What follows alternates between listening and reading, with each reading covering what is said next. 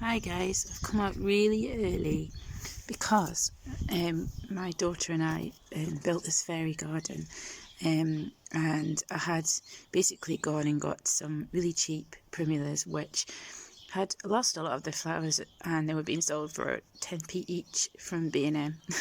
So sorry about the plug there, but basically they were much cheaper than they normally would be, so that was a bargain for a start.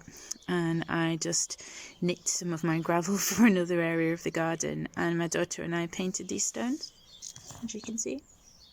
That's one of them painted, and just used acrylic paints because acrylic paints will be better for the weather.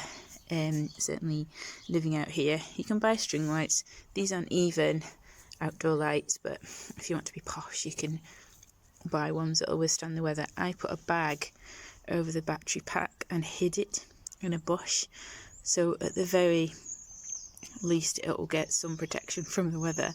That's an option.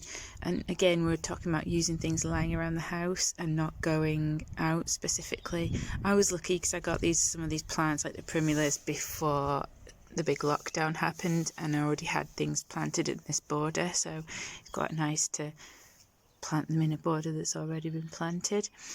The little house at the back was something like £1.99 from one of the bargain shops we have in the UK, the lovely bargain shops.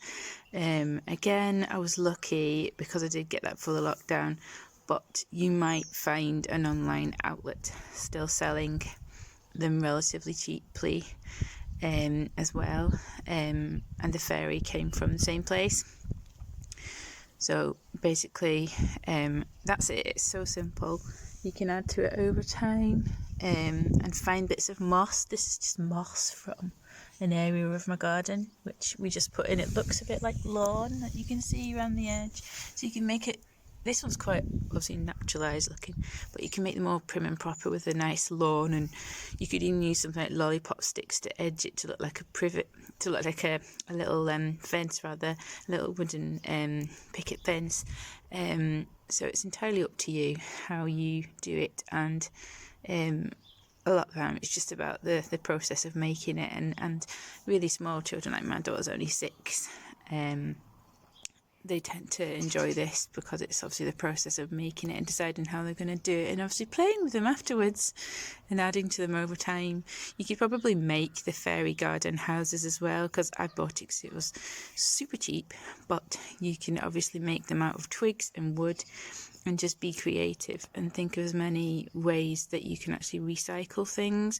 I think that'd be a really nice idea actually, to recycle lots of things as well. But this is the washing line we made, so we bought a really cheap lot of material, and also you shouldn't really be buying them if you don't need to. I just saw it and thought that would be perfect, but obviously lots of people have material in their houses as well, so you kind of need to utilise that first and just have a dig around in your cupboards. And it's a really nice time to clear out cupboards and think of all the things you could use for craft activities as well. And it's kind of like, this is a time when we can kind of do that, and we've got a bit more time to clear stuff out, I guess, and use things for craft, and it all has another purpose. So yeah, just one of the many ideas you can try at home. See ya.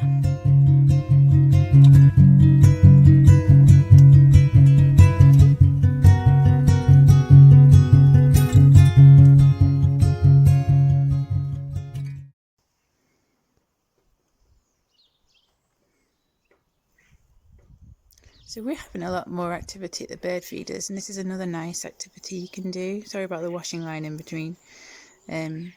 Basically, we just hooked up the bird feeders to the fence because we had to have our kind of what we use as a bird feeder taken out, but it's a really nice thing to do. So even from your windows, just in the morning, listening to the birds, it's kind of a reminder, of what's to come, and just, enjoying the wildlife, because actually there's not as much traffic now, so you can enjoy the bird sounds a lot more, and they are much clearer.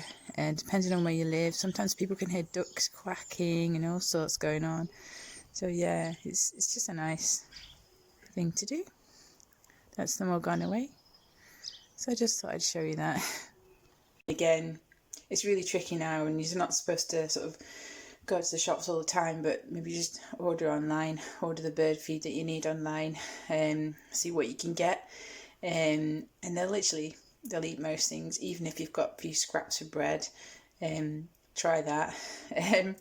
Robins obviously feed from down below, so you need to put some kind of saucer out, or a flat tray out would be a good option, because they obviously feed from the ground level. So yeah, it's just one of those other nice things you can do of a Sunday morning. See ya.